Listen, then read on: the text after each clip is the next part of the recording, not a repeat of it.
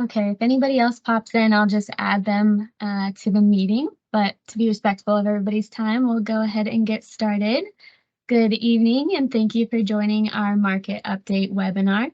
My name is Jenna Rittenhouse. I'm the marketing director here at Jessup Wealth Management. Tonight we have CIO Mark McEvily and CEO Matthew Jessup presenting. We're going to try something a little bit different tonight. We're going to forgo the Q&A at the end of the market update. We feel that some people might be a little uncomfortable asking their questions on this type of platform. So we invite you to still ask those questions, but you can send them into inquiries at Jessup Wealth Management or reach out to your wealth advisor directly. So again, to be respectful of everybody's time, I will turn it over to Mark to get this going. Yeah, thanks, Jenna, and hi, everybody. Welcome to our April market webinar. I hope everyone is enjoying spring and hopefully getting ready for the warmer weather ahead of us for the next several months. And tonight, I'm joined once again by my partner in crime and CEO of Jessup Wealth Management, Matt Jessup. Matt, thanks for being here. It's always a Yes, sir. pleasure. And just as a reminder, this webinar is being recorded and will be posted to our Jessup Wealth Management YouTube channel for people to watch at a later date. So I'm going to go ahead and share my screen with our presentation for this evening. So first off, just a quick disclaimer before we get started. This presentation is not financial advice nor a recommendation to buy or sell any investment products. This presentation is meant for educational purposes only. So with that disclaimer out of the way, we'll go ahead and get started. So after an extremely strong start in January of this year's markets really haven't really gone anywhere since the first month of the year.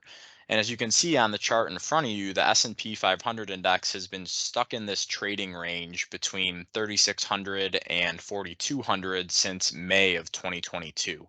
And that's roughly a 17% trading range for about a year now. And I want to highlight this because the market can be in one of three different phases, in my opinion. And those are an uptrend, a downtrend, or a sideways range. And a sideways trading range can be, maybe surprisingly to some people, one of the most frustrating out of the three. And you might ask, why is that? And in my opinion, in a sideways trading range, the market takes one step forward and one step back. And usually when we're in an uptrend, we take two steps forward and one step back and continue that pattern all the way up. But in this instance, there's really just no defined trend. And we like to refer to this as a trendless environment. And it makes it really hard to make money in a trendless environment unless you're unless you're extremely short term in your investment making decisions. As soon as you think the market is starting a new uptrend, the rug gets pulled out from under you and we fall back to the bottom of the trading range. And eventually we're going to break out of this trading range, whether it's higher or lower. And I think at this point, we're just waiting for a catalyst for that move. So one thing to point out is that we are in the middle of earnings seasons right now, where companies reporting their performance for Q1. So this could potentially be the event that kicks things into gear for us. And if earnings reports for Q1 surprise to the upside, it might be enough to thrust us up into a new uptrend.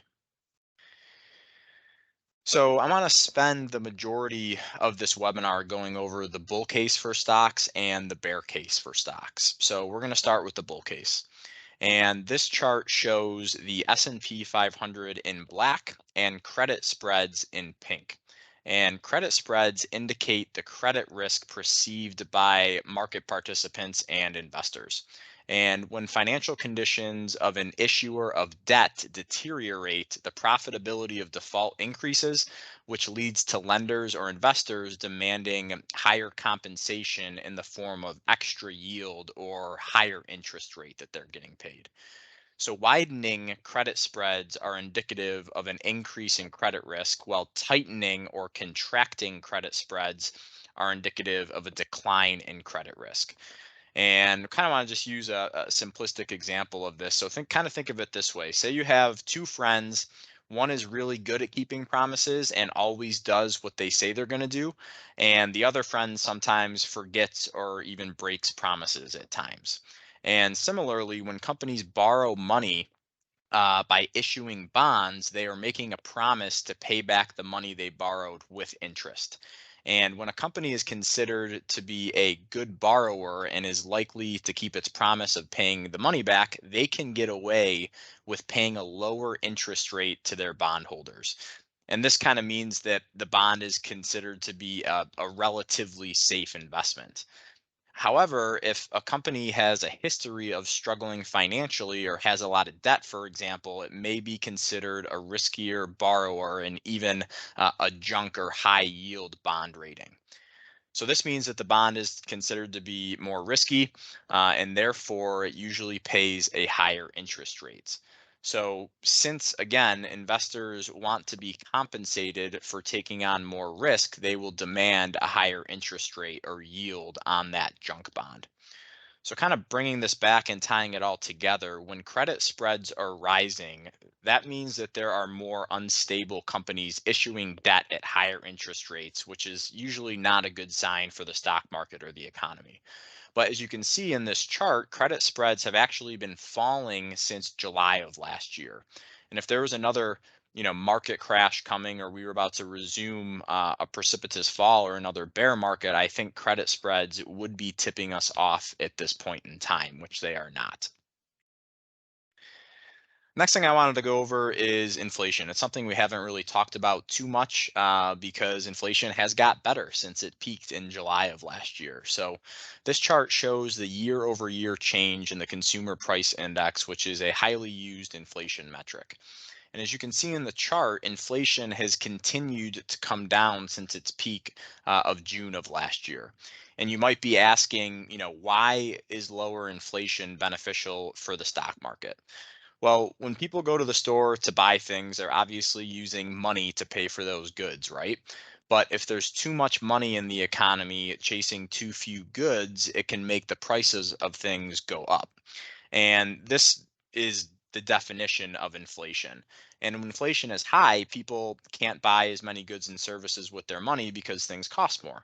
And this can hurt the stock market because companies may have to spend more money to make their products, and people may not be able to afford to buy as much as they once had been. So, on the other hand, when inflation is low, people can buy more goods and services with their money because things just cost less. And this means that companies may be able to make more money because people can afford to buy more from them.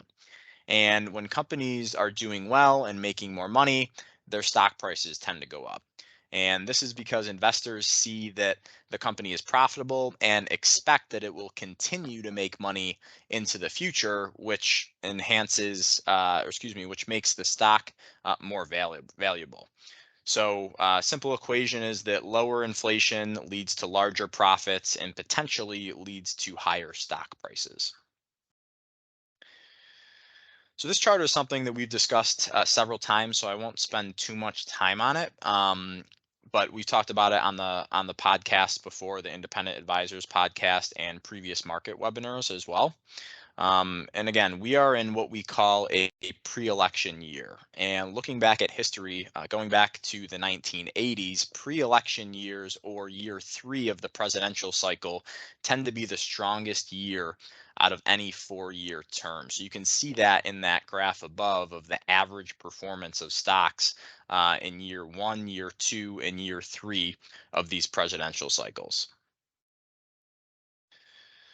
The next chart I actually stole from Matt, who actually discussed this last week on episode number 197 of the Independent Advisors podcast. And this chart shows that investment managers are the most overweight to bonds and underweight to stocks since the great financial crisis. And as you can see, when managers got ultra conservative in March of 2009, that was literally the bottom for stocks. So we kind of like to use this as a contrarian indicator because when everyone and their mother is bearish on stocks and moving to more conservative investments like bonds, we like to be looking for opportunities to buy and take advantage of that market dislocation. So we talked a little bit about the bull case, but now I want to talk about the opposite side of the coin, which is the bear case. And this chart shows the S&P 500 in black and the yield curve of the 10-year US Treasury bond and the 2-year US Treasury bond in green. So this yield curve, all it does is it takes the yield or the interest rate on the 10-year US Treasury bond and subtracts the yield of the 2-year US Treasury bond. So all in all, an inverted yield curve is when short-term borrowing has a higher interest rate than long-term borrowing. And it can happen when people are worried about the future, because in a normal environment, investors are paid a higher interest rate if they lend money out for a longer amount of time, since there is more time for things to go wrong within a 20-year period than, say, a 2-year period. And as you can see in this chart, the yield curve has been inverted since the beginning of 2022. And if you look back to 2001 and 2008, the real pain for the stock market didn't begin until the yield curve uninverted itself, meaning that longer term bonds go back to paying a higher interest rate than shorter term bonds. And this could take some time for the yield curve to uninvert. It's not something that has to happen immediately. So this could take several more months or even another year to play out. The next slide shows the S&P 500 ETF, ticker symbol SPY in blue, versus the Russell 2000 small cap ETF, which is in red. The ticker symbol is IWM. And small cap stocks are companies that are smaller in size and market capitalization, which means they have a lower total value of outstanding shares compared to their larger counterparts. And these companies usually are riskier investments because they're less established and may have less financial stability than larger companies. A good example is this is they can't get the same borrowing terms as a larger cap name like an Apple or Amazon or Microsoft, for example. Those companies can get access to financing at a lot lower rates because they have established, well-run, stable businesses. And because small cap companies are riskier, they tend to be more sensitive to changes in the economy and the stock market. So when investors feel positive about the economy and the market, they might be more willing to take on higher risk and invest in small cap stocks, which can cause those stocks to go up in value. And conversely, when investors feel negative about the economy and the market, they may be more likely to sell their riskier investments, including small cap stocks, which can cause those stocks to go down in value. And this is why small cap stocks can lead the market up and down, because they are more sensitive to changes in the economy and the stock market. So as you can see in this chart, small cap stocks have been lagging their large cap counterparts. And ideally, when we're coming out of a down market, we want to see small cap stocks leading the way, because that is an indicator to us that a new bull market may be upon us. And an example of this is in 2020. Might be a little hard to see in this graph, but small cap stocks led the rally higher after the COVID sell off. And similarly, prior to the market sell off in 2022, small cap stocks started to deteriorate before large cap stocks really fell, starting in the beginning of 2022. So that's something that we just need to keep our eye on, because ideally we would want to see small cap stocks start to recover before their larger cap peers. So last but not least, this is the sector summary that shows the performance for all 11 S&P 500 sectors over the past month. And just quite frankly, this is not the type of action that investors want to see at this point. At the top of the leaderboard is energy, utilities, healthcare, and consumer staples. And there's money rotating into more defensive areas of the market, which is not a great sign for a risk-on environment. And I want to point out that this is an important point. This only captures the performance for 1 month, so the previous 30 days. But if you recall, to start the year, aggressive sectors of the market were leading the way, such as technology, consumer discretionary, and communication services. So what we need to see is the aggressive sectors of the market take back leadership quickly, or else we could be headed lower in the short term. And the reason why I bring this summary up is because we saw similar sector leadership in the beginning of 2022 before the market fell apart. So with that being said, that is my presentation that I wanted to share with you all today. My goal was to provide both optimistic and pessimistic views on the market, since the market is kind of just not going anywhere right now. And as we all know, anything can happen. No one can predict the market. I wish we could.